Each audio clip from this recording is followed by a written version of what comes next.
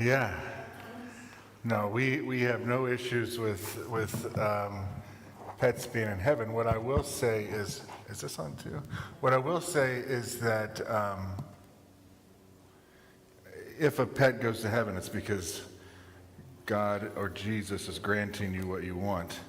Animals are different from humans as we are different from angels, but I assure you, Martin Luther used to he wrote about how he would talk to his young son about heaven. And he said his son came to and asked him one day, "Daddy, what is heaven like?" And Dr. Martin Luther told him, heaven is like a carnival, because back then, in the 1500s of Germany, whenever the carnival would come once a year, it was a big deal. And they would have these rides, and they'd have all this stuff and good food and things they would only get to see once a year. Like, it was a big deal, and it was huge. And so he said, it's like a carnival. And then he said, but to anyone else, to any of my students in seminary, it wouldn't be like a carnival. Of course not. But to him, it is like a carnival. It's the most amazing thing he can imagine, right? And so when I think of it in that terms, what is heaven like? I assure you that there are two dogs in my life that will be there, because if they're not there, then it's not heaven. Yeah, they for sure will be there. And it's not for their sakes, but it's for my sake. And so they're welcome, that I love them so much. We're going to talk very quickly. I wanted Pastor John to finish up for a couple of reasons. One of the reasons why I was adamant with the council, I'll say, and why I selected John as the assistant pastor here is because he is an expert in this. And when I say an expert, I mean it. Decades and decades and decades of award-winning work in this specific arena. And that's very important, especially I think for a church to have. It's something I think that the church has lost. There's a lot of things the church has lost, but that is one of the things that the church has lost. And so I know that he is by far my superior in this realm.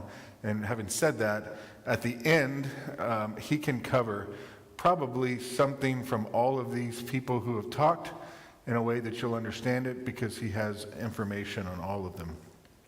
I'm going to talk about the funeral side a little bit and go from there. But I do want to go back just quickly and touch on a couple of things. That medical power of attorney deal is a big thing, because I have been in hospitals where they're deciding whether or not to take someone off of life support, and the family does not get to make that decision.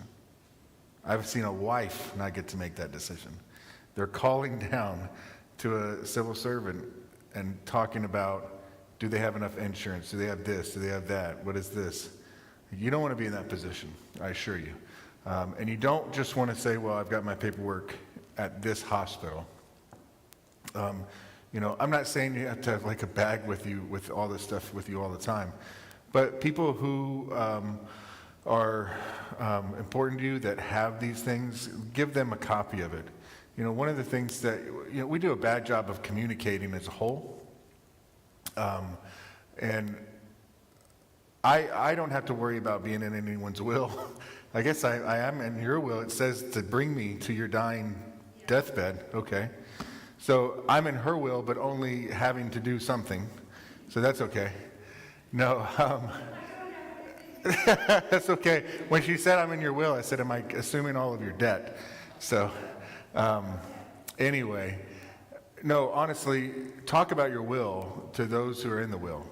Because I see this often, funerals do one of two things. Either bring a family incredibly together close, or they destroy them.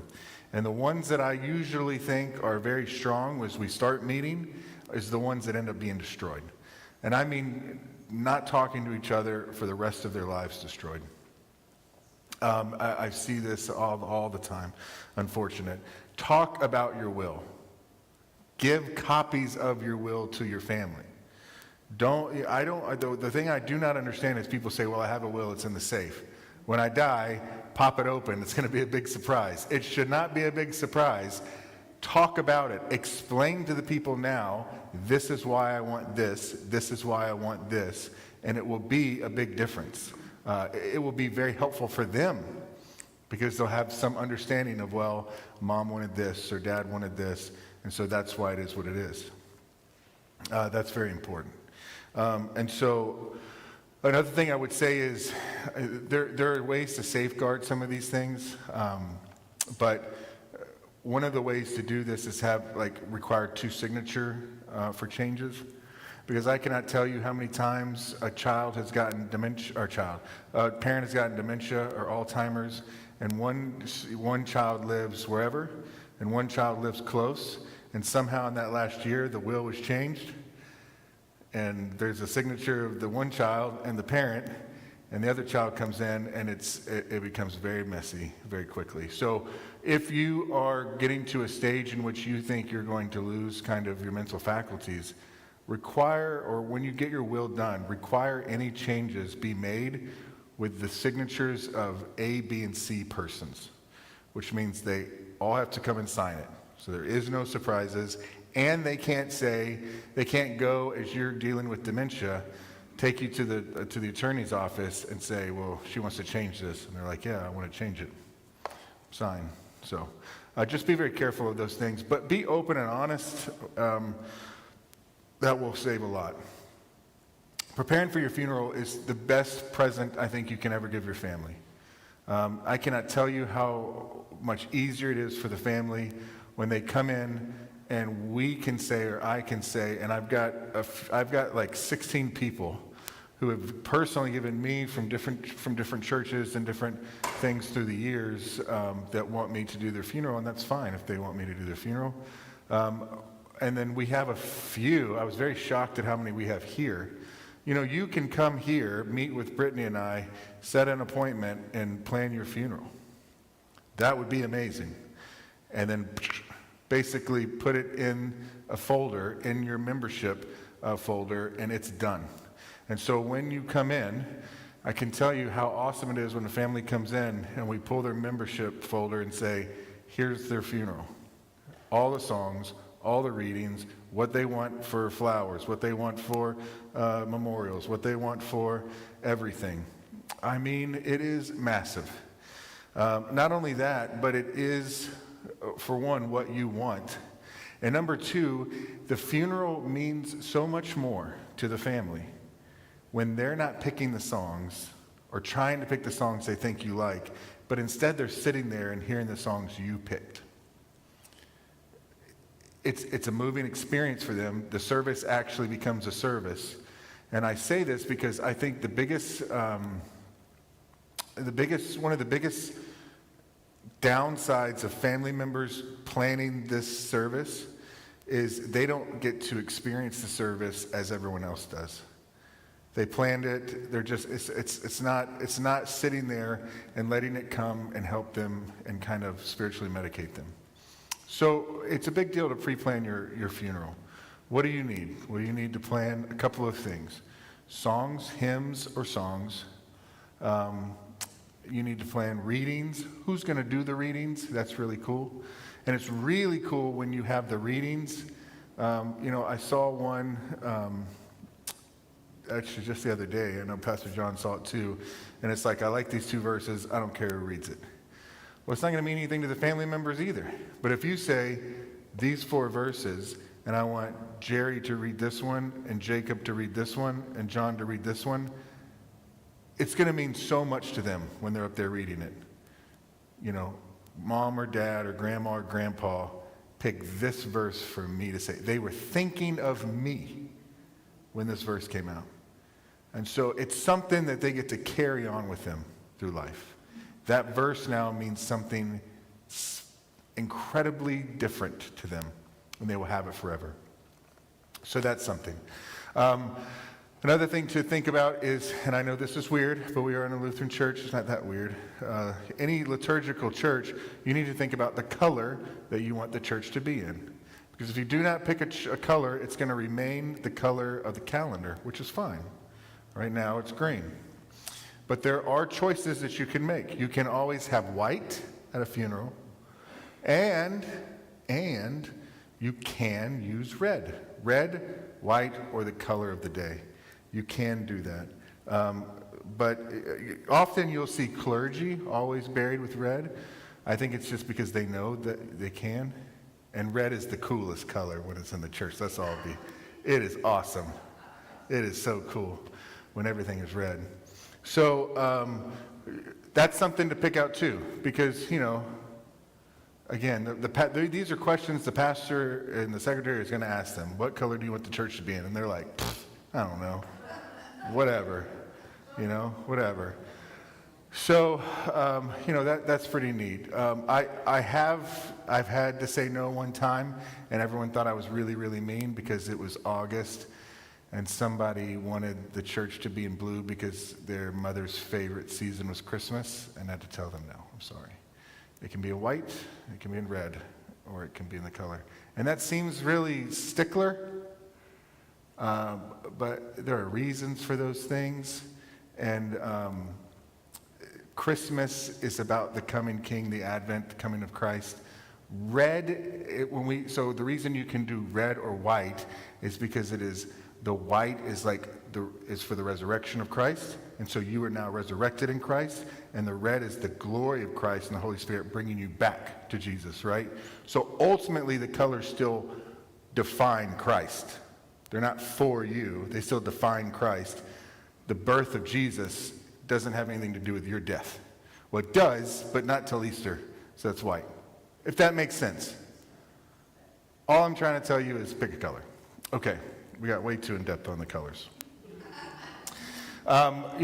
Think about cremation or burial. That's very important. Pastor John and I just saw some notes from somebody that said, bury me or cremate me, I don't care, y'all figure it out. Then why write it? What's the point in writing it, right?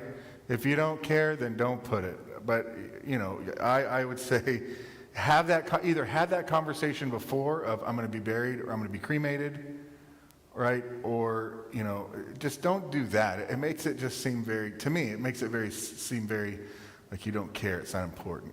These things are important, especially in that moment. Now, a question I get often asked is, can we be cremated? What is the Lutheran ideal on cremation? Well, I say the Lutheran ideal should be the same as all Christians. Unfortunately, some Christians have mired themselves in stupidity and a lack of theology, and they get to this point where they're like, well, the Bible says that when Jesus comes back, we'll be bodily raised, and so I need to be buried, and I need to be facing towards the east because I don't want to rise up the wrong way. And I definitely when you say all those things, you make God very, very small. Okay, God did not need your body to make your first one. He doesn't need this body to make your second one, right? That's number one. Number two, for everyone who says, well, I can't be cremated, I need my bones. Go and find any of the old ancient tombs that were not mummified from 1,000 years ago, and tell me what you find in those. Dust. Nothing but dust. There is nothing left. So I assure you, King David's tomb, which is really cool, those of you who have gone to Israel with me and you go to King David's tomb, very cool, and we touch King David's tomb, King David is not in, well, he is, but he's dust. All right? And King David, I'm pretty sure, everything's good with him being dust in there. He's fine. He's in heaven. He's doing fine. When, if, and when, how you read your scripture, bodily raised, that kind of stuff, God's fine. He can do it. So can you be cremated? Yes, you can be cremated. Of course you can be cremated. Because ultimately, all you're doing is speeding up the process of what the earth is going to do for you anyway. And here's the other part. When people were being buried, right, 2,000 years ago in Jesus' time, when he's speaking these words, how they buried was they put you in a cave. So a family owned a cave. They put you in a cave. They rolled a stone over it. That's another secret. Don't think that they just rolled a stone over Jesus's because they were trying to help him not escape or something. They put a stone over every grave because bodies stink when they decompose, right? So they roll a stone over the grave and they leave it there. That's why they anoint the body with oils and flowers and all this stuff to try to mask some of that. They roll a stone over it and they come back in 1 year. In 1 year, what do you think's happened? Just bones left. just bones left. And so they take their bones and they would put them in the smaller little box, or they would put them in the back with the rest of their family. If you go to France, you can see some beautiful illustrations of this with the bones as they stack the bones with the family. The bones of the family stay together. The rest of the body's gone. They sweep back to kind of keep everything right there. And so the bones are there, and eventually those bones themselves will wither away as well. So if you want to be cremated, I think the only reason people really want to be cremated is because it is much cheaper. Am I right, Pastor John? It's a big reason. Most people want it because it is much cheaper. It doesn't mean you can't have a burial spot. People still bury the cremated remains. We just dig a smaller hole, put the remains in.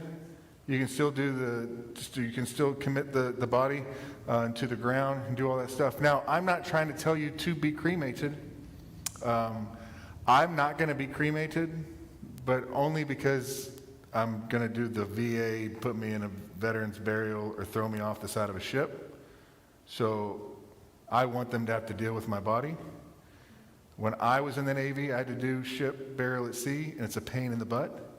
And I had to deal with people's bodies, and I'm going to make them deal with my body. So that's the only reason, though, because it's free.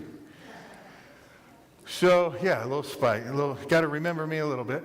No, so that's fine. If you want to be bodily buried or cremated, do not think there's a theological issue in there. There is not. Okay? That is fine. And if there's someone out there who thinks there is a theological difference, please have them call me, and I'll educate them. Okay, so having your funeral done well in advance is a big plus. It's a big plus. It means so much to the family. It really is a great thing. Number two, having the decisions made on casket, all that stuff. And here's the other thing. This is going to sound really weird, but you want to make a lasting impact. Like right now, wherever you are in life, you can start pre-buying stuff. And Pastor John will talk more about this, but I had a family that came and were blown away, kind of the same, because he at Christmas and at different things, he was buying like his casket.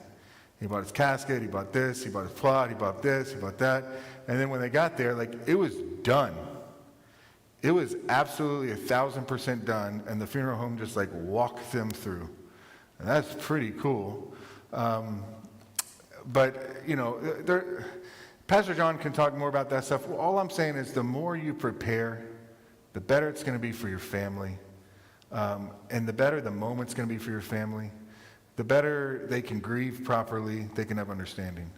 Now, I'm one of those very different people, just in general. Randy said, that very, very rarely someone's not really afraid to die. And that's true. Typically, people are very afraid. And we get really good. I don't know how good I am, but bedside manners. I'm going to see you, or Pastor John's going to see you probably before your last breath, and we're going to probably try to give you communion. And I love it. Sorry, hospice people.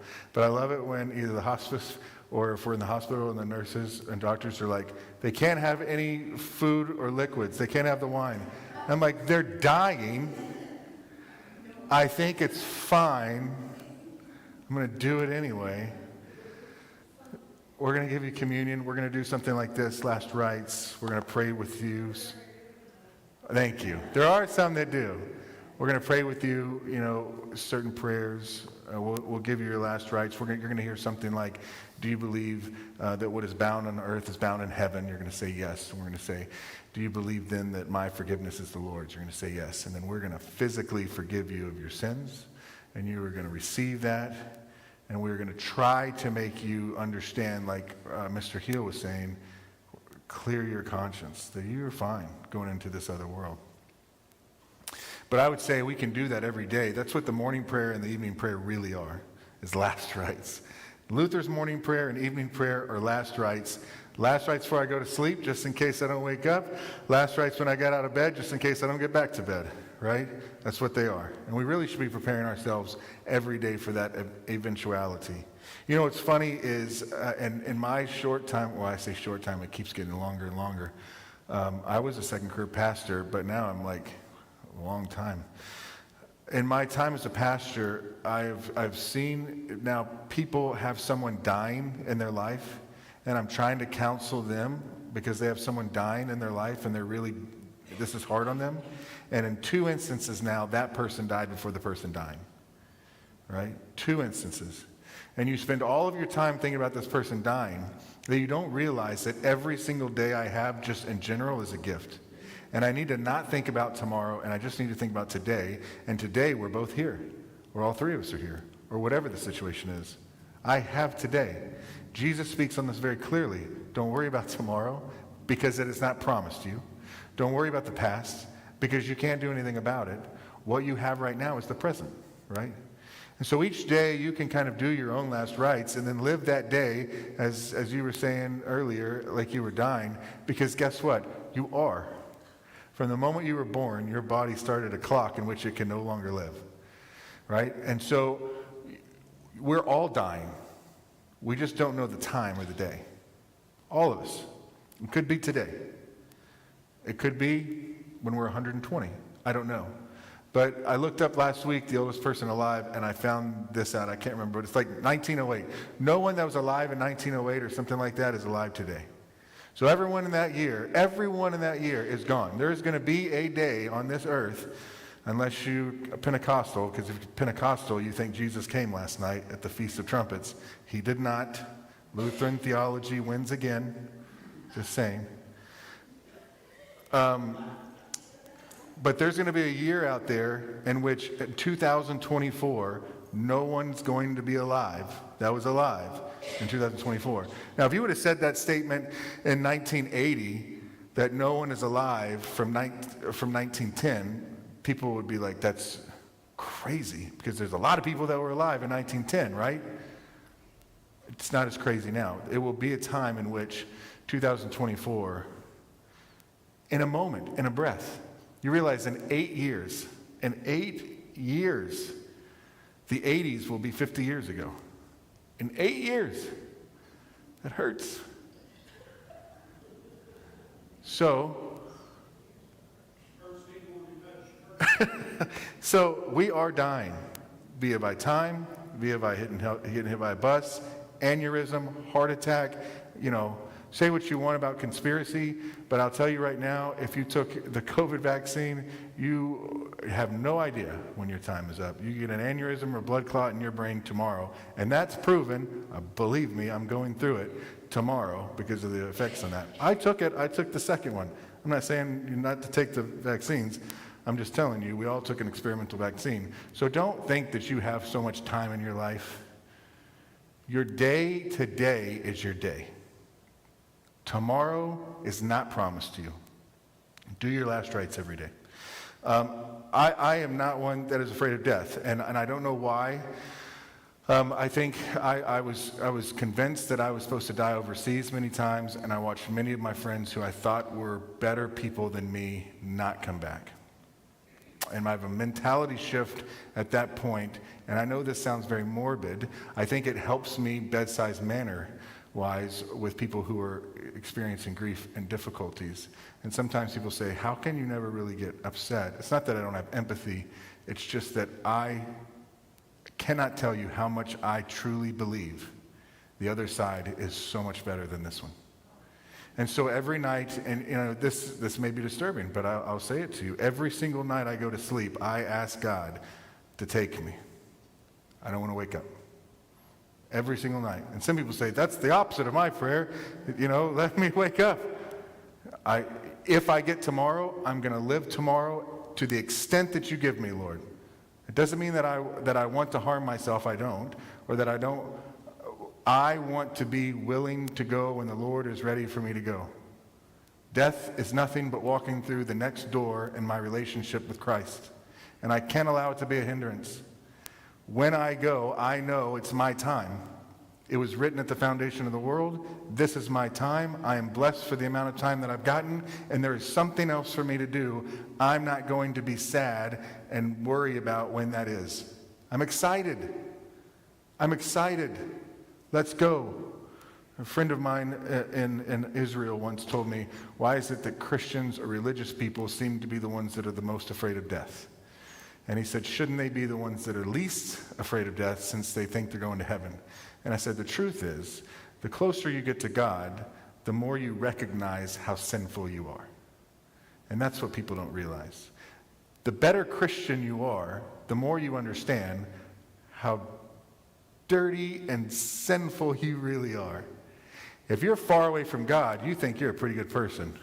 I gave $1 to this homeless man like 2 weeks ago, and I have not cussed anyone out in a month. I'm a pretty good person. I pay my bills. Pretty good person. You start getting close to God, you see how deceitful your heart really is.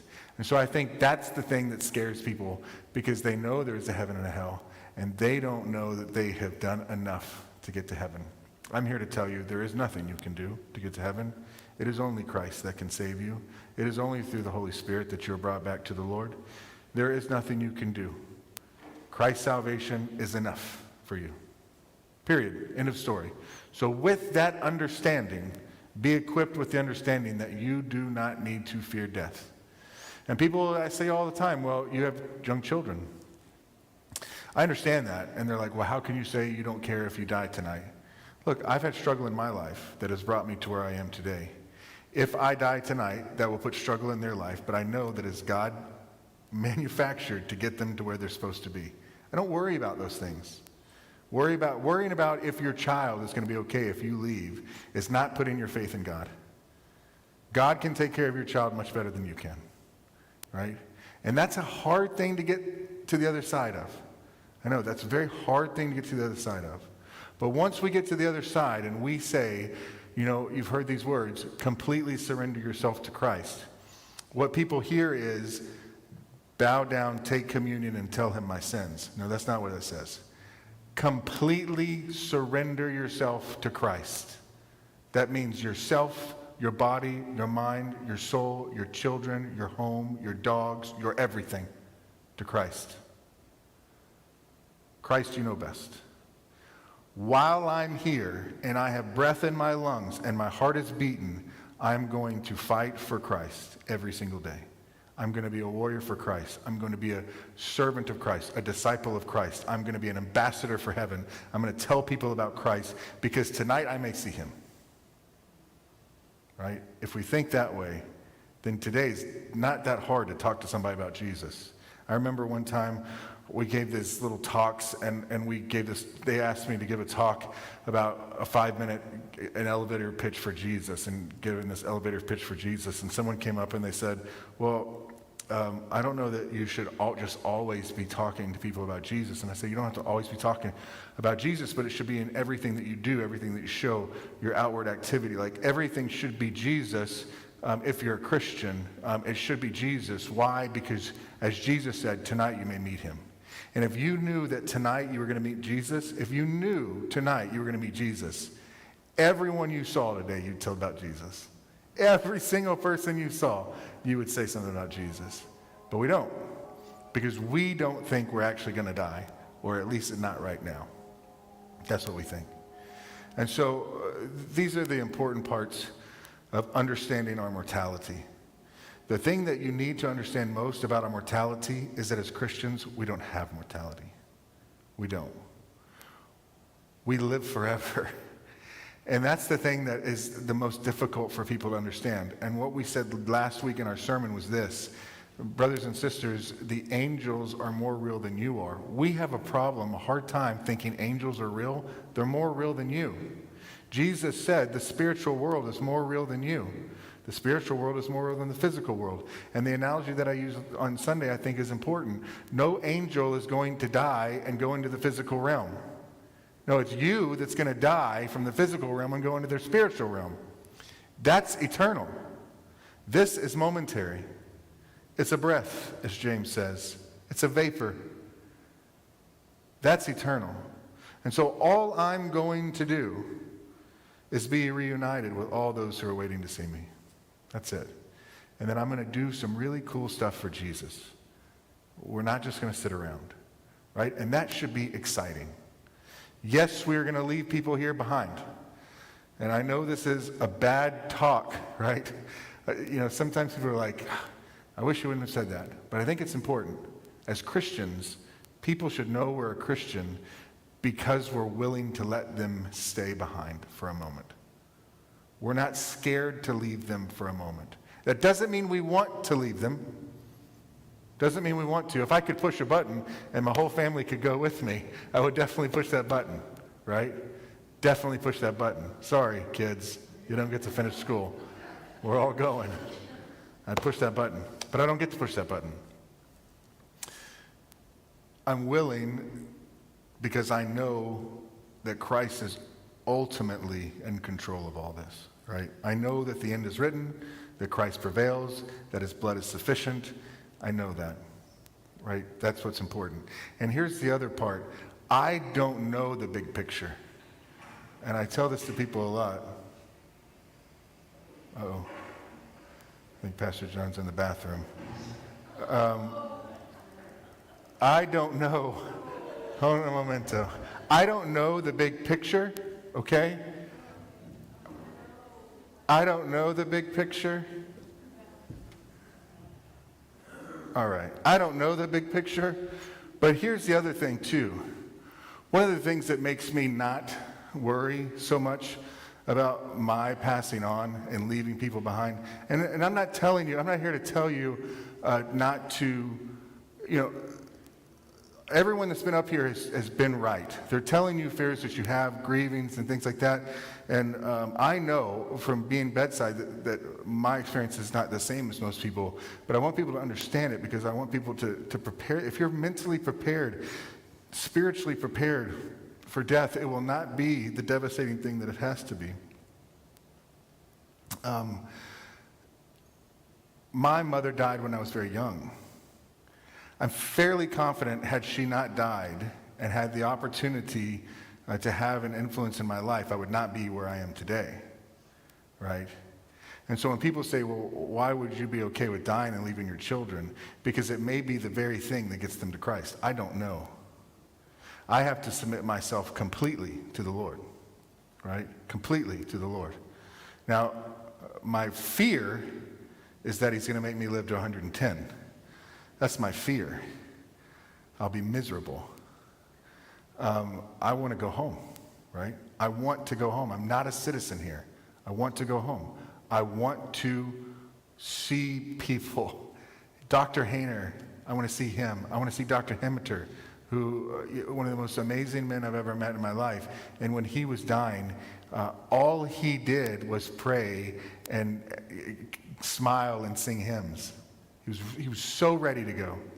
And then his funeral, which was actually the most amazing funeral I've ever attended, we got there. There's a bunch of Lutheran pastors there. We got there, and we opened up the stuff to do his funeral, and we're looking through it, and the big note on the very front of it was, there will be no mention of me in this service. The entire service will be about Jesus Christ. And I was like, holy cow. So I'm behind this guy in heaven, for sure. Like, I just keep sliding back. But I just want to finish with this. Death and dying do not need to be a scary thing because it is not the end for you, brothers and sisters. It should not be a scary thing for you. It should not be something that you are trying to get to because that's God's timing. But it should not be something that you worry about it happening to you because it's going to happen to you and to me and to everyone. It's going to, right? But it's exciting. Jesus speaks of it as though we go to the great wedding feast. We go to the great reunion. We go to be with our family. We get to be back in the bosom of Abram. These are beautiful things. And as we said Sunday, as soon as Pastor John or I or your family, as we're holding your hand and you slip from this world, your guardian angel will grab your hand and will take you to the Lord. You're never alone. The one thing I want to make just emphatically clear to you, if and when you live to a situation in which you're conscious as you start to go, I want you to rewind these words into your head. Pastor Caleb said, I am not going to be alone. Jesus said he would not leave you an orphan. And when Jesus says something, he means it completely. He doesn't mean except for this moment, completely. You will not be alone. You will be with and cared for the entire time. The only time I can't promise that is here on earth, because we're lousy people and sometimes we're not there to support each other. But if you're a part of this church, we'll be there for you. But you won't be alone. And lastly, I want to just say this. All the preparation, all the whatever, all of that stuff, and Pastor John is going to just blow you away with the rest as far as the funeral stuff goes, and I think that's, very, very important. Remember this. This is the seed portion of your existence, right? Do you think the seed, as it grows into a red oak, knows what it's about to grow into and stand there for 500 years, majestic and huge? As a seed, do you think it's scared to bust out of the ground? Maybe, I don't know, I'm not a seed. But this is the seed portion of your existence. Don't be afraid of what you're about to turn into. It's amazing. It's amazing. So I will leave you with these things. Prepare the best you can, but do not let fear grip you. And that's a hard thing to do. It's a hard thing to do. I would say prepare yourself in an understanding of this. Christ, I surrender myself completely to you. That means body and soul. It is no longer mine to worry about because it is completely yours to do with what you want. When you think in those terms, man, you start to understand why people would start to say, as Martin Luther did, why, when I woke up this morning, why didn't I see the gates of heaven? I understand that. Like, wake up and go, it's Tuesday. No, heavenly tacos are better. All right, any questions theologically or anything like that? Anything? No? Nothing. Everyone's ready to die? We have some Kool-Aid out there. I'm kidding. Kidding. Bad joke. Bad joke. All right. Oh, and Pastor John's going to pass these out. I did this. He gave me one of these. And this is the best thing I have seen in any of this. And it took me a long time to fill out. And I'm telling you, this is what you need. So, and then lastly, as Pastor John comes up, I'd like to thank him for putting this together.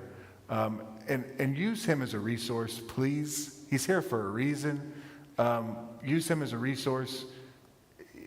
These are not easy things to think about, but it's stuff we should think about. And he can help you. Like, he's a professional. He can help you. Having said that, if there's no more questions, I present to you Pastor John.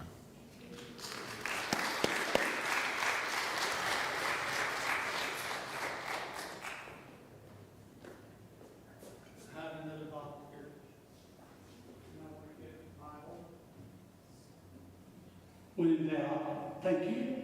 When in doubt, turn to Scripture.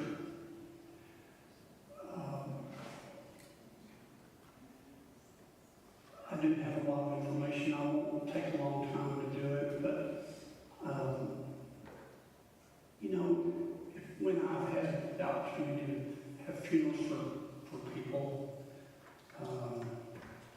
I've always tended to. I like to use the Scripture, and that's what I share with you, just as a basis for what we're about to say. And Pastor Caleb's talk would be the perfect talk at a funeral service. If he said nothing else except that for me, I would feel really blessed. This is Revelation 21st chapter. Then I saw a new heaven and a new earth. For the first heaven and the first earth had passed away, and the sea was no more. And I saw the holy city, New Jerusalem, coming down out of God, from heaven from God, prepared as a bride adorned for her husband. And I heard a loud voice from the throne saying, Behold, the dwelling place of God is with man. He will dwell with them, and they will be his people, and God himself shall be with them as their God. He will wipe away every tear from their eyes, and death shall be no more. Neither shall there be mourning, or crying, nor pain any more, for the former things have passed away. And he who was seated on the throne said, Behold, I am making all things new. That's the promise God gives us, that he's going to make all things new. So everything that we do and we talk about today is important and great, but the truth is that God's in charge, and he's going to make all things new, and he holds us all in the palm of his hand, and he holds us as we go to the hospital, when Pastor Caleb and I go, or a care center or a home, and we pray with people. The one thing we always pray is that they feel the power of God holding them in their hand. So while there are things to talk about here, and I'll give you these books at the end, because if I give them to you now, you're going to read them and not pay any attention to me. But I just wanted to tell you that scripture because it's very, very important. Now, it's interesting because in my background, the color white is for every funeral. We didn't have a choice. It was always white, and it was because, as he said, the color of the resurrection. So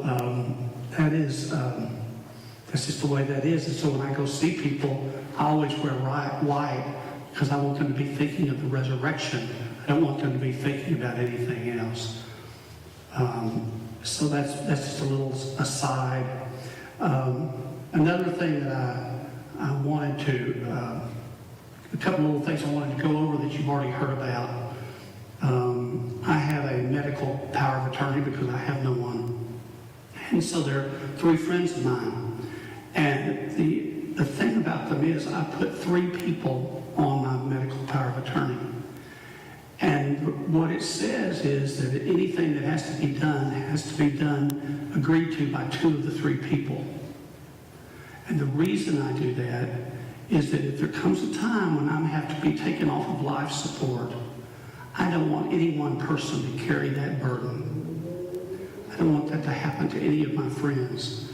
So 2 of the 3 of them are going to have to come into agreement that we're going to do it, or it's not going to happen. So that's just another way I've tried to safeguard them from being having a problem just in dealing with my situation.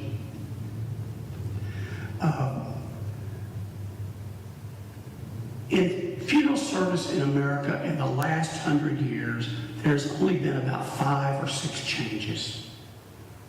Now, you can't think of many businesses there's only been about 5 or 6 changes in 100 years, but that's what we have, about 5 or 6 changes. And I'm going to go over them with you quickly. One is the development of pre-needs or pre-planning, where people come in and choose what they want and start paying for it all at once, or they start paying for it over time. And it's paid for, and the good part about that is that the price is frozen.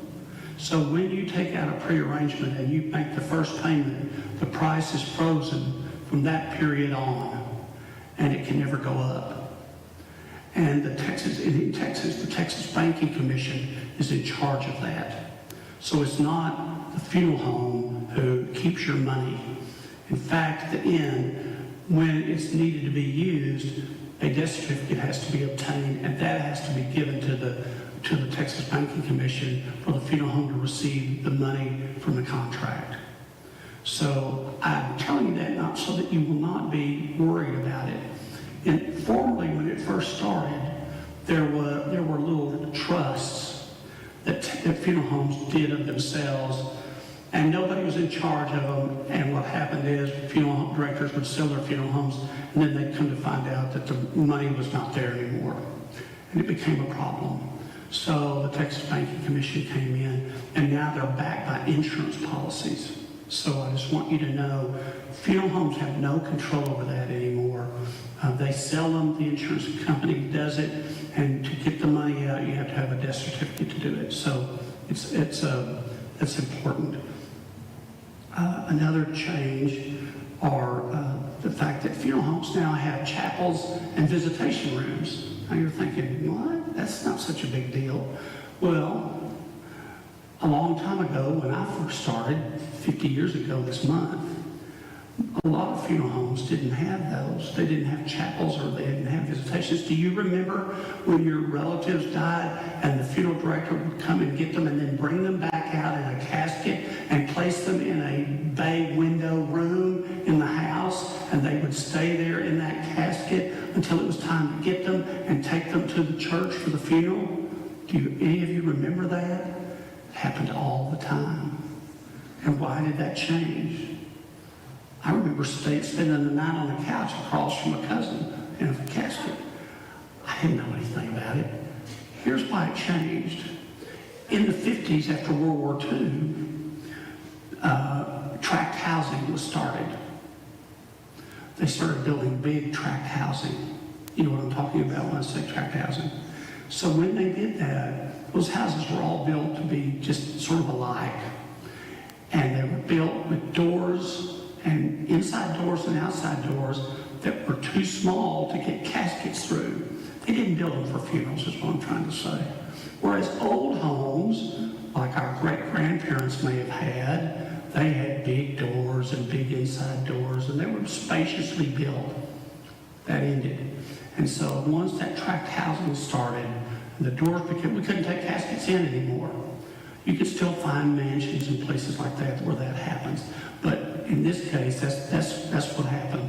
So funeral directors who have never been on the front of anything, they've never had their own idea, they said, well, if there's no way to get that casket in, I guess we should build a room with big halls and big doors to bring caskets in and out of. Makes sense. Then in the 60s, the hippies came along.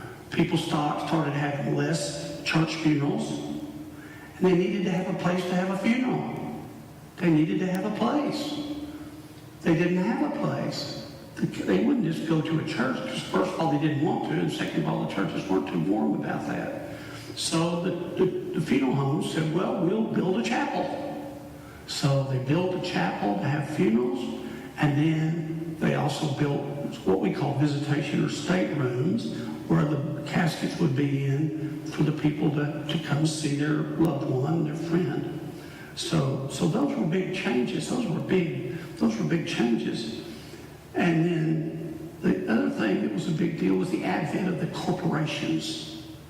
So, at one time, almost every funeral home in America was owned privately by a family. And they handed it down generation to generation. But what happened was there got to be people who didn't want to take over the family funeral home.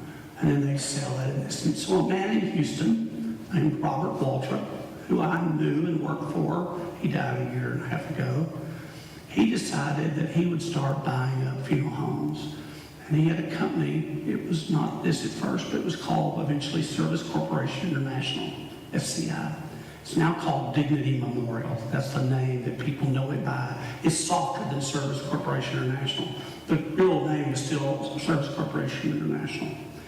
And he would go around and he bought a lot of funeral homes in the Houston area because he knew those people, because his father had a funeral home and he knew them. And then he ran into a kind of a bump when he tried to go into North Texas, and finally he got one or two famous people in North Texas to sell funeral homes to him. And after they did, then their friends did, and then it grew, and then it grew. And at one time they owned over 4,000 funeral homes in America and in Europe. Then they realized that they didn't know anything about running funeral homes in Europe, so they sold them. But they own almost 2,000 funeral homes now in the United States. And what they do is they have grouping. So if they're in Dallas, they have cars and all of these things, and they move them around every day wherever they need them. And they have funeral directors who go where they need to go. So you don't get to know them like you do the people at your hometown funeral home. But they own, in Houston right now, they own over 30 funeral homes and 15 cemeteries. So it's going to be hard for you to avoid them. Unless you call mine, I own one, and it's not. But that's the way that is. So corporations, now there are about 5 corporations. There's another one in Houston. There were several more. They've all been bought up and collapsed and whatnot. So there's 2 to 3 now, big ones. And that's where they are. Some people don't like them because they think they're more expensive. Some people like them because they can sell their funeral home to them. They can still be the front person for them, and they don't have to be responsible for how it's run. They just get to, be paid to be the front person. People who are privately owned usually hate them because they haven't been asked to sell to them. It's just the way it is. It's a mess, but that's just the way it is. But they own almost 2,000 funeral homes in America, mostly in big cities, but sometimes they own, so they have the big cities, and then they have the lowest ones called Main Street, which is towns like here. They used to own Colonel Funeral Home here a long time ago and sold it back to some people. Because it's not cost effective to have a place like this and not have anything for, in San Antonio would be the closest. So they own 5 or 6 funeral homes in San Antonio and cemeteries and things like that. So corporations are a big deal. And then in 1984, a law was passed, a national law was passed. It was called the Funeral Rule. And in 1984, this rule was about funeral homes, and it had a lot to do with full disclosure of charges. So when I started in 1973, if you came in to make funeral arrangements, you saw the casket, and there was a price there, and everything that you needed was included in that price. Limousines, 1 or 3, all the things, not flowers, but all the things you needed from a funeral home was right there. But it wasn't what we call itemized. So with the funeral rule, it was required that everything be itemized. Every single little thing had to be itemized, and that still is the case. It also required that the funeral home had to get permission to do embalming. Now, when I started again in 1973, embalming was done just without any questions asked because nobody cremated, unless you're in Florida or California. And so nobody cremated. So it was just an automatic thing. I remember maybe 2 families in a year would ask for cremation in Wichita Falls, Texas, my hometown. And we had to take their loved one 2.5 hours to Fort Worth to the nearest crematory. There just weren't many in Texas because there was no reason to have them. Now there's a jillion of them everywhere. Let me see. So the funeral rule is very important. You have to ask permission. You have to give prices out over the phone. You have to do all sorts of little things like that to protect the consumer. I can take personal exception to that. I don't know too many people who have tried to do poorly by consumers. You hear stories, but I don't know about it. But anyway, that's the situation now. And then one other thing is that the Catholic Church at some point, 20 years ago, okayed cremation. They had not done that. Other people had, but the Catholic Church had not. And the reason they did not was they felt that the body had to be intact, the pastor addressed that, and that they have to be placed in consecrated ground. So they finally changed the rule to say you could be cremated, but the ashes had to be placed in consecrated ground, basically a Catholic cemetery. Now, what happened with that was people would come in and say, we want to scatter the ashes in the Gulf of Mexico. What should we do about it? Well, don't tell the priest. If you're going to do that, He asked me, what are you going to do? So you don't know yet. It's terrible, wasn't it? You don't know yet. You're going to have to make up your mind, and you'll get back with him when it's time to do something. And he'll say, okay. And then he'll say, he's never going to follow up with you. Too many people. He's not going to follow up with you. So just go ahead and do that. And it'll never come up again. Cremation has caused a lot of crazy things to happen. People want their ashes scattered on the 18th hole, the golf course. You've heard all that stuff. And they've asked me about it, and I said, well, I'm not going to do it, first of all. And second of all, it's better to ask for forgiveness and permission. And they said, well, what should we do? And I said, well, if I were you, I'd put the ashes in pants cuffs, and I'd go out there at dusk, and I would have you all stand where the people in the 19th hole having cocktails can't see you. And then I would just jiggle your pants legs, or I'll reach down and turn them over until it's done. That's what I do, but I'm not going to do it, so it doesn't matter to me what you do. But you have all those kinds of things, and then that all developed into things when I lived in Santa Fe, New Mexico, and up in the mountains, the Sangre de Cristo Mountains. The companies came up with biodegradable urns.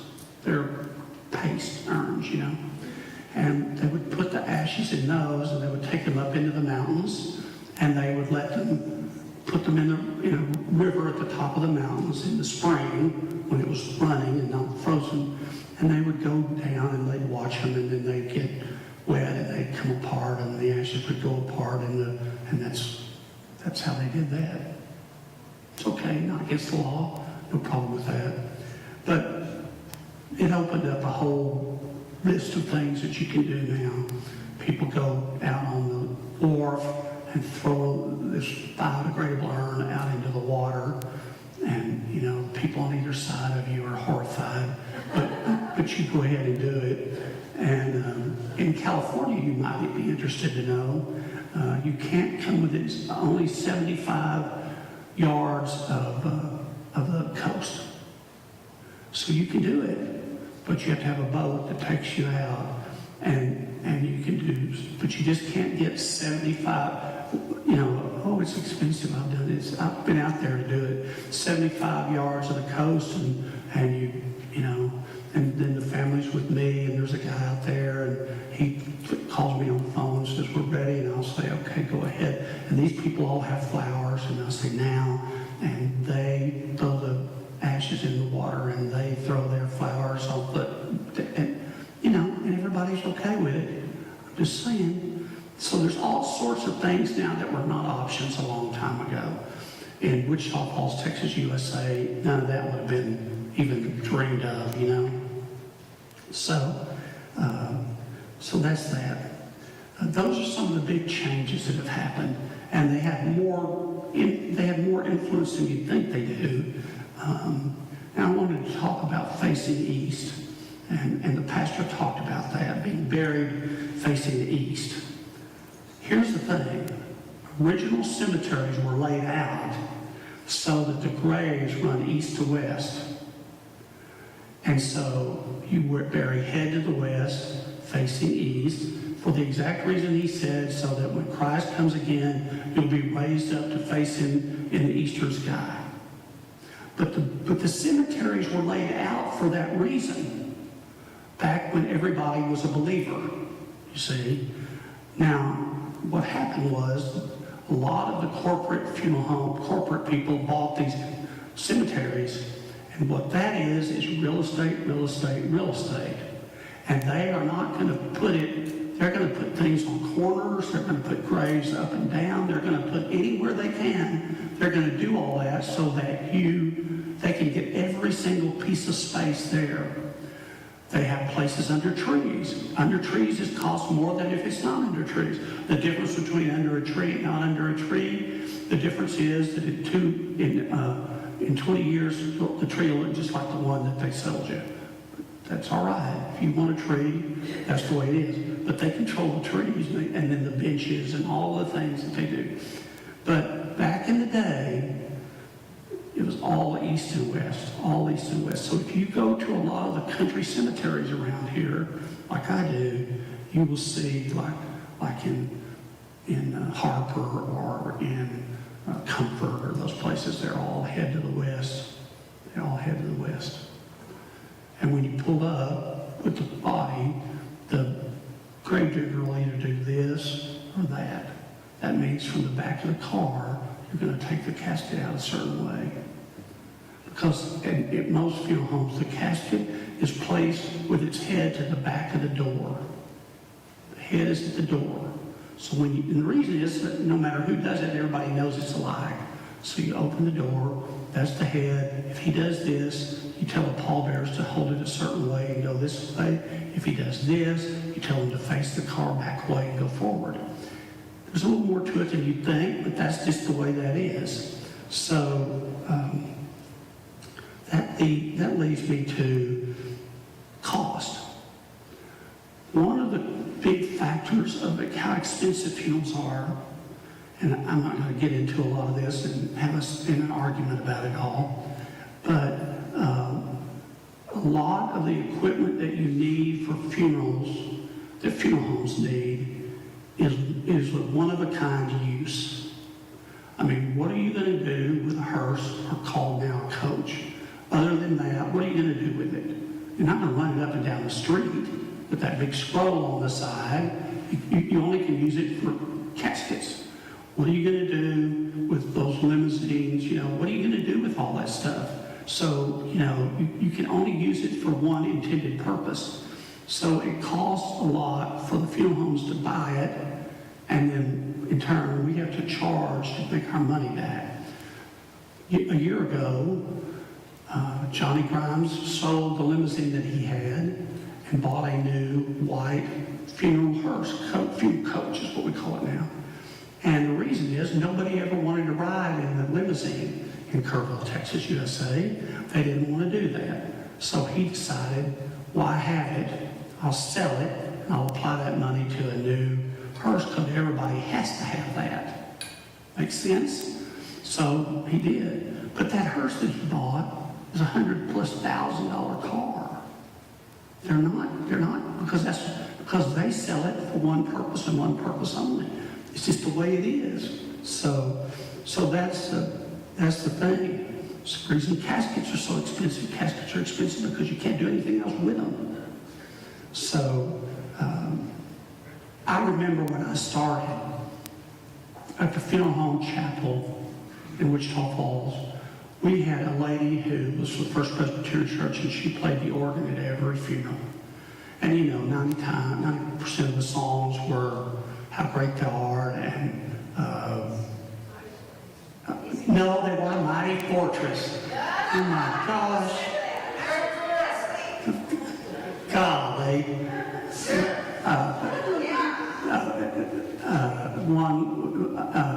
I come to the garden alone where the dew is still in the garden.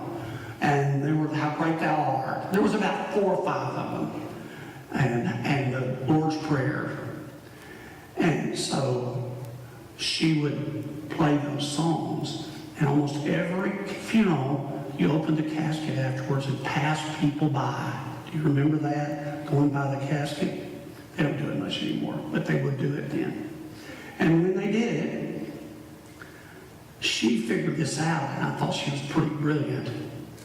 And I learned it from her, that whatever she played at the end for people to pass by, whatever the temperature, whatever the speed of the song was, is how fast people walked. Don't you love it? So if she played something like Rescue the Perishing or something, well, you don't know that song, but nonetheless, they go by the casket and they go right out the door. But if they play some dirge, it would take forever to pass everybody by the casket. So we learned that. And if it was your birthday, she'd work in Happy Birthday in the middle of it, and nobody would know it the way she'd play it. We only knew it, You have to have a little fun with it, come on. But, so anyway, there were things like that we got to do.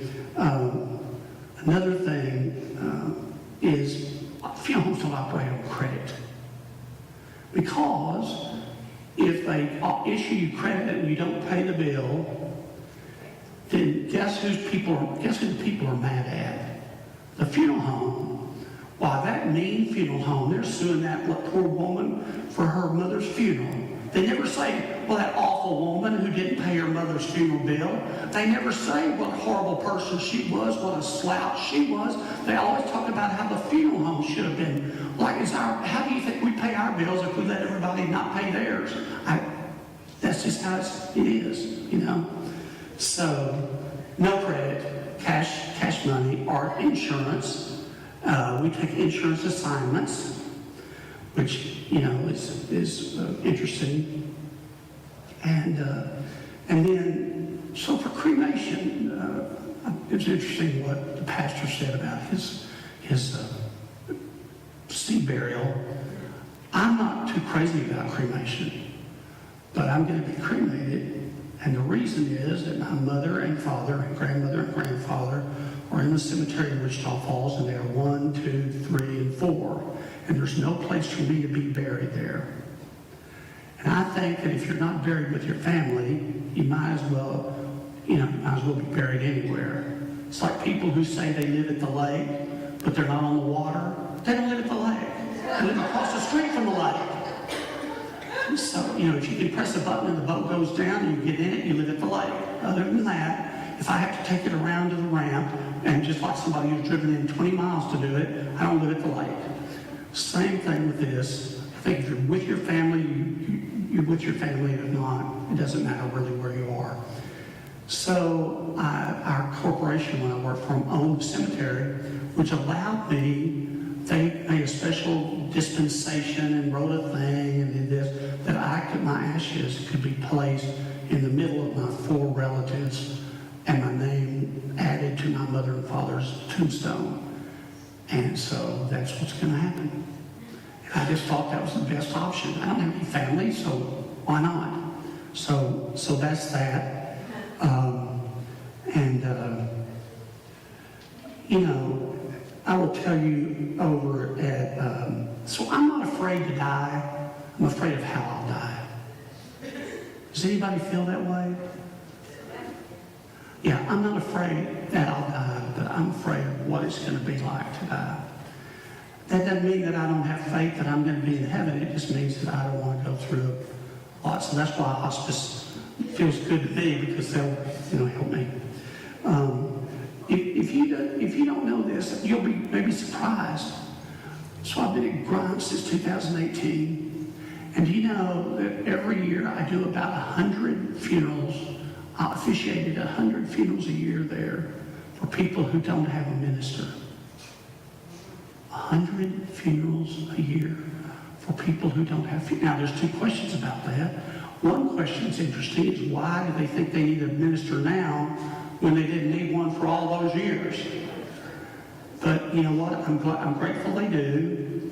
And I do them not because I know them and because this and that, but if I don't do them, and they get somebody that stands up there and reads a poem and plays some Jimi Hendrix or something, you know, then at least I know if I do it, just like if Caleb did it, if we know we do it, we know they're going to hear the gospel at least once in their lives. So I'm going to do it. So I do about 100 a year. I did one a week ago, and the family said, listen, we understand you're at church. And I said, yes, sir. He said, we have our mother's car, and we don't want to keep it. We want to give it away. Would you take it and try to sell it and use the funds for the church? I said, well, okay. And it's a 97 Lincoln Town car. And I'm going to be bringing it over here. So we're at the funeral home right now, but I'm going to go bring it over here. And I talked to Pastor Caleb about it, and we'll work out a way to sell it, and Sign Cares is going to appreciate it. So it's interesting because these are obviously people of faith, but there was nobody they knew to have a funeral. Isn't that interesting? So they have no minister. 100 a year have no minister. I'm just shocked at that. Now, let's talk about cost. I'll try to wind this up. Let's talk about cost. There are different funeral homes that charge different things, and there's usually one bargain basement funeral home in the community that charges very little, and we could talk about why. And then there's other funeral homes. So in this town, there's one bargain basement funeral home, and there's two that charge about the same thing. Grimes and Curlew Funeral Home charge exactly about the same thing. Rides charges a lot less, maybe $1,250 less for a cremation.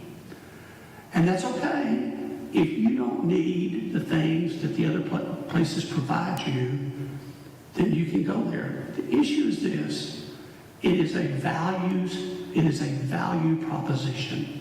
It is a value proposition. What do you put value in? Most people can't tell me the name of anybody at Rice. They can't tell me the name of them. Some can, but not many. But they know the name of the Grimes family. And they know that they're going to do the right thing. Their name's never been in the paper. They've never been sued. They've never had any of those issues. And so I'm not doing a commercial for them, but Caleb knows them. And you know, I know the people at Curlew Funeral Home, and they charge about the same. So here's the price. For what we call a direct cremation, which means there's no service, we bring the person into our care, we arrange for the permits, we meet with the family, we arrange for the certified copies of the death certificate, we do all of the things necessary, we get everything we need to do this. When we do that, it is $25.95. At Rides, it's about $1,250. Now, some professional people that guide families will always try to send them to the least expensive funeral home because they feel sorry for them and they've suffered with them and they want them to not spend any money. That's not their job to make that decision. That's the family's job to make that decision. However, now if you go to a traditional funeral, that is removal from the place, bringing the person into our care, that is meeting with the family, arranging for the death certificates, having a visitation, having a service either at the church or a chapel, going to the grave, taking care of all that, $47.95. In addition to that, you'll have opening and closing the grave depending on the cemetery. I'm doing one right now for one of our members, and it's going to be $1,800 to open and close the grave in a country cemetery up in Fredericksburg. That's about par, really. That's about par. And then some places, some cemeteries require an outside burial container to go in the ground before the casket goes in. The reason for that is to support the weight of the ground so that when you go out and see your loved one's grave, it's not sunken in and you're not unhappy and you go to the office and complain to them and then they have to go out and do something about it. Those are usually called perpetual care cemeteries. So you might think about that. They require a minimum of a concrete grave liner, $1,245. Or you can use a vault, which is a watertight, waterproof vault. Now, we all know that protecting a body has nothing to do with heaven. It has nothing to do with we know all that. We know that. What it means is peace of mind. What it means is peace of mind. I'm not saying it's right or it's wrong. People have the choice to do what they want to do. But for some folks, they like the idea that the person that they love's body is protected and won't be fooled with by animals and won't be fooled with by rising water and won't have any of those issues. They like that and they are willing to put the money to do that. It's called a value system. They have value in that. Right or wrong, it's their choice and it's their value system that they choose. I never try to tell anybody what they ought to do. I just say you have to have this, or one of these. Choose whatever you prefer. I don't get paid anymore for whatever casket they choose or whatever outside container I get nothing. Caskets start at $1,380. That's a silver metal casket. That is a what we call non-protective casket. In other words, it doesn't seal. Again, that has no value to some people and a lot of value to other people. Sometimes it has value to the person who takes out the prearrangement. They like the idea that that's where they're going to be. And the family says, oh gosh, Dad, you don't really need to spend that money to do that. Oh, it's not their money. You know, they need to shut up. You know, I've just been there for that.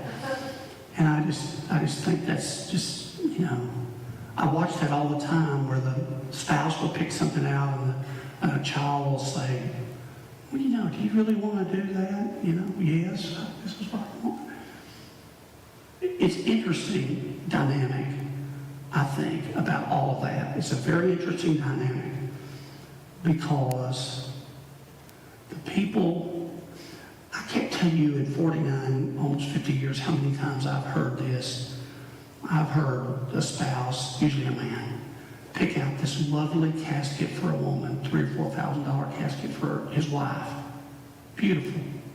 And then turn right around and say to the kids, now when it's my turn, I just want you to wrap me up in a gunny sack and throw me off the edge of the road.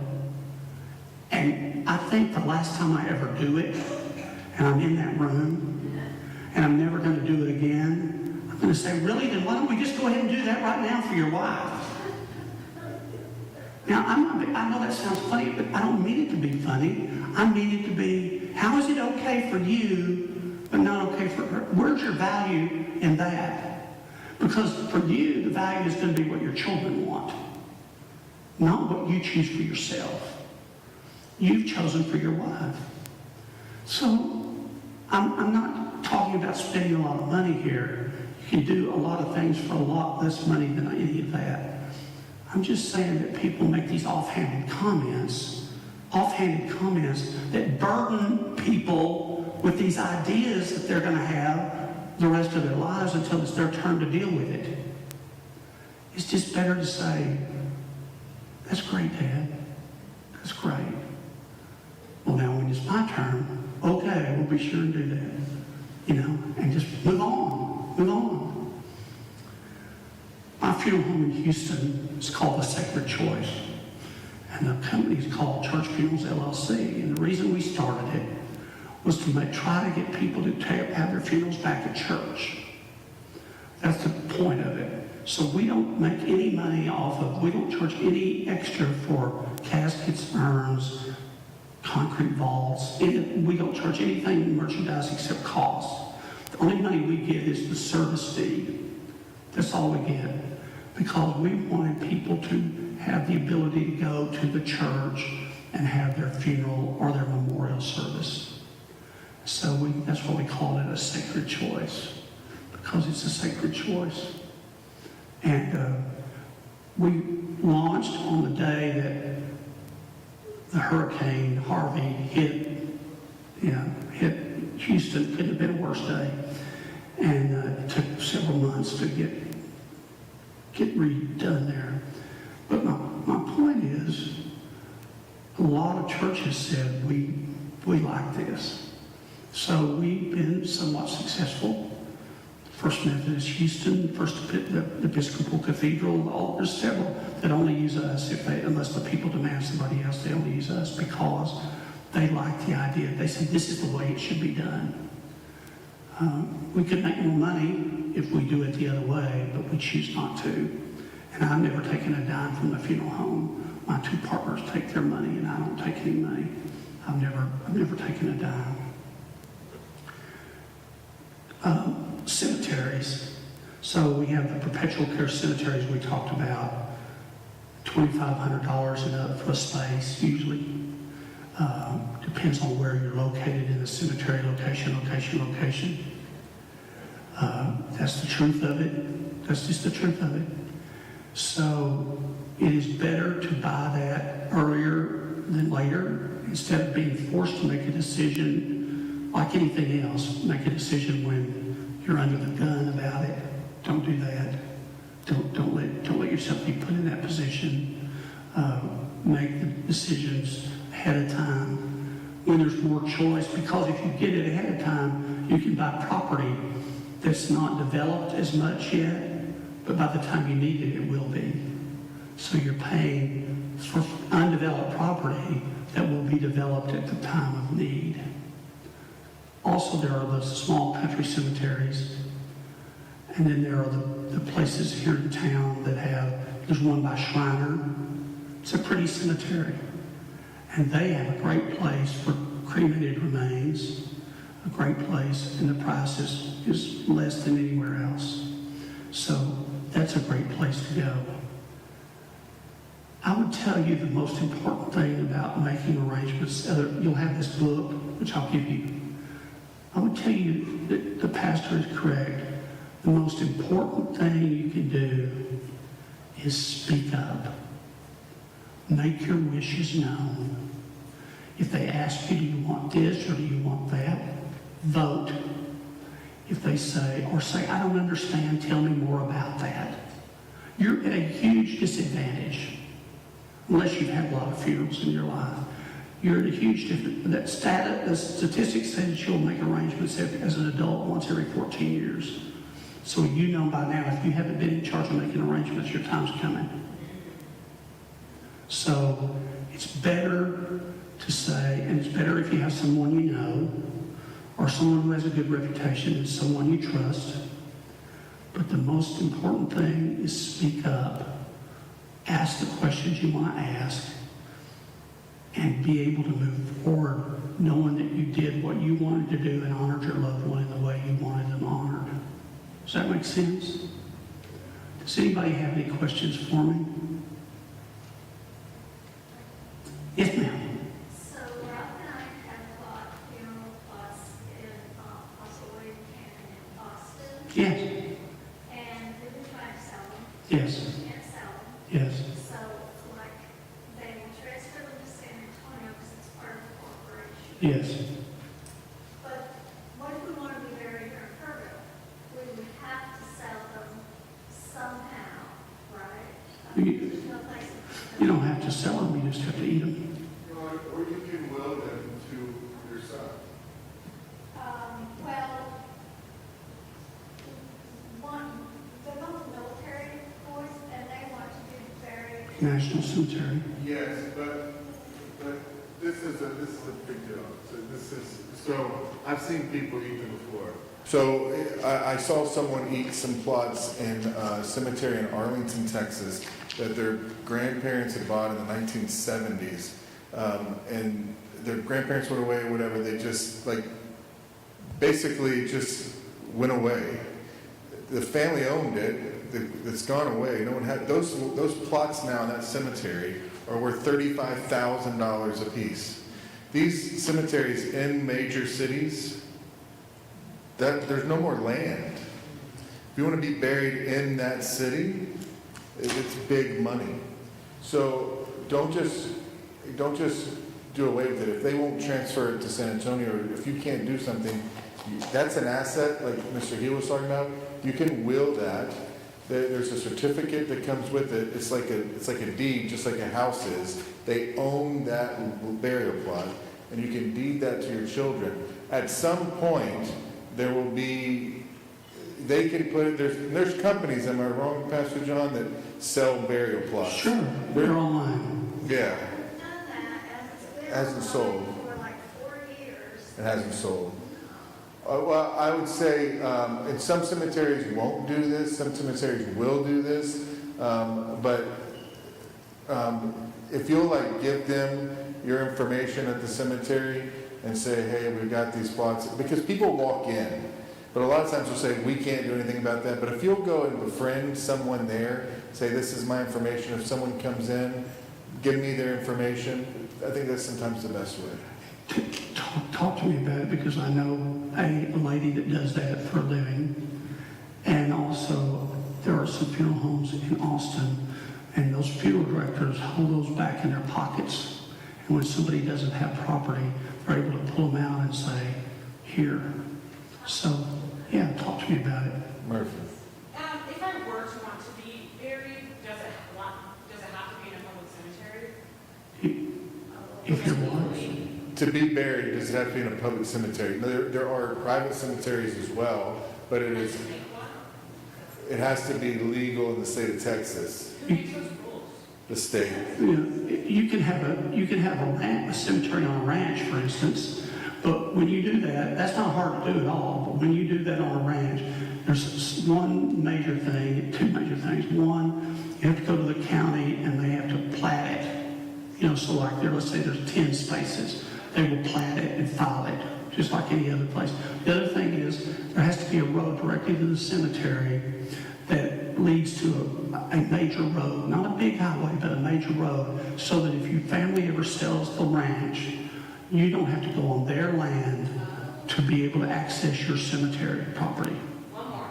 Is it legal to be naturally buried in Texas? Yes. It Yes. is. There are cemeteries that do that. Yes. That is just. Green burial. It's called green burial. It's called green burial. Green burial. And there are some that will, there's a lot of different really neat ways to be buried now. There's a company that you can, they basically turn you into a bunch of tree seeds. And a part of you are in the seeds, and your family takes the seeds and they go and plant these trees, and part of your DNA. I would say that's what's going to happen anyway. You're going to be carved under the ground, and then a root's going to grab you, and you're going to become part of a tree. But yeah. Do you have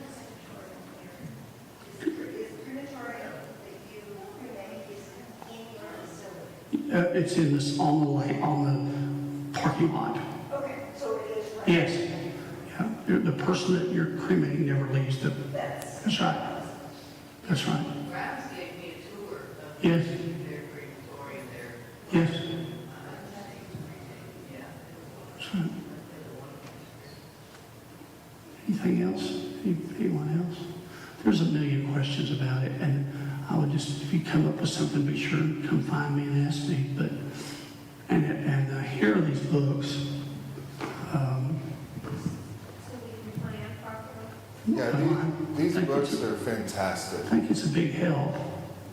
While he's passing those out, someone did bring this up and they wanted me to talk about it because I talked about it at one of our funeral meetings. And look, for whatever reason, and I'm not trying to change anyone's mind, I would just say this. For whatever reason, now the in vogue thing is to say don't get flowers, instead put money towards this memorial or whatever. And I'm not against that. But as Christians, you should know why we do flowers. It's a Christian thing. So St. Stephen is the first martyr, as you know, of Christianity. The very first Christian martyr was St. Stephen, and he jumps over the outer wall. They chase him down. They kill him about 150 yards from the wall there in Jerusalem. And there's a church now where his body lay, St. Stephen's Church. And his cross has flowers all over it. The reason is because the Christians, the Romans said you cannot move his body. They wanted his body to stay there for everyone to see. And the Christians didn't have anything or much at all, and they were afraid. So what they did was they went through the Kidron Valley there and collected all the flowers they could, and they went and covered his body with flowers. Which is why we bring flowers to funerals. People don't know that. Sometimes things get lost, and so we don't understand that. But it means something when you bring flowers. It means something to the family when they walk into the funeral and they go and check those little tags on the flowers and they see someone sent flowers from somewhere else. So it has just become very in vogue to say no flowers. And I get it. I get it. People are like, they're just going to die anyway. That's not the point. The point is, when people send flowers, A, it's a Christian thing. B, it means something for them, right? They're like, oh, well, you're just wasting money. We waste money every day, okay? Every day. It's okay to waste a little money on some flowers. There's nothing more beautiful to me than when I walk into a funeral and it's just, boom, flowers and color. It's beautiful. So I would say, look, if you hate flowers, Nicole, my wife, hates flowers. Good. Give me flowers then. But if you just hate flowers, fine, whatever. But that's not the point of it, right? And I'm not saying you can't give money in lieu to some. If you want to do that, that's fine. I think that should be separate, and we'll talk about this more as we go forward. I just don't completely dismiss the flowers, please. That's all I would say. And I'll tell you one other part to that. He's exactly right, and here's another part to that, and that is, I have found out in all these years that people are going to do what people want to do anyway. If you put in your obituary, we want flowers to go to the so-and-so and so-and-so, people are going to send them if that's what they care about. If not, they're going to send them where they do care. And I just went through that with a family. That if you say Cancer Society, but their husband died of the heart, they're going to send them to the heart. They're going to do what they want to do. And if they want, and there's a lot of people who pick up the phone when somebody dies and they read about it, and they pick up the phone and they call a rose shop and they say, Karen, send my usual over to Grimes for Mr. Smith. Boom. Hits the card, it's over. They're just not going to, I mean, if it makes you feel good to put that in there, okay, but people are going to do what people want to do. Now, in the church here, if you say donations would be made to the youth of Zion or whatever it is, then the people of the church may care about that and they may do it. But the rest of the people, they're going to do what they want to do. Whatever you say on the memorial is where it goes. Not only that, we actually take flowers that don't want to. They do. We take them to, I'll tell you, Karen used to take them to hospice, and when we started our flower ministry here, because sometimes people do not offer the flowers up here for us after the Sunday service, I'll go over to Karen and pick them up, and we'll bring some flowers over here. Sorry. And but they take them to people. So anyway, they do deliver them and get them out, and it's really a nice thing that you all do. So thank you. And we also repurpose them, we don't keep them like a year or two. Yeah. Move them in different spaces. Well, I just want to, I'm sorry, it's going to be my last thing, I promise. Partly because I do want to eat at something and watch football today. No. A funeral, historically, from the apostolic kind of ideal, was a liturgical celebration, right? We have gotten to the point now where we think, gotta go to a funeral, this is sad. There should be so much color and flowers and pop because we are going to say, they went home. They went home. Now it's sad for me, but I'm going to go see them real soon. And for them, time doesn't exist. So it's nothing for them and I'm there. Nothing, right? It's only me that has to wait a minute. So, when we start thinking of funerals or your funeral, people are like, oh, I don't want to think about that. You should. Good and faithful servant, you've run the race. You have achieved what you were supposed to achieve. That's what it's all about. Don't think of this as some dreary thing. It's the end of your race. You've run your race. It's beautiful. Pastor, would you offer us your blessing, please? Please. Let us pray. Holy Father, Son, and Holy Spirit, we come to you, our triune God, and we know all things are in your hand. And if I could pray one thing, I would say this, Lord, that if there is anyone in here, Lord, that does not know you, specifically the gift of your salvation through the Trinity and your Son, Jesus Christ, please use the Holy Spirit to convict them into his way.